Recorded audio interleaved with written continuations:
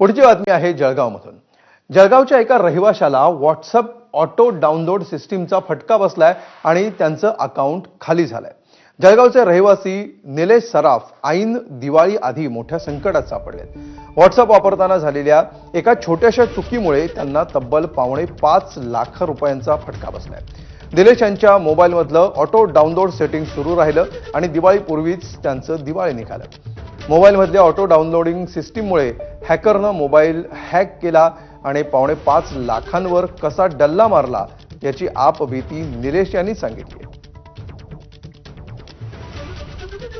एलजीच्या शोरूमला जाऊन तिथून मी कस्टमर केअरचा नंबर घेतला, तो फोन लावला।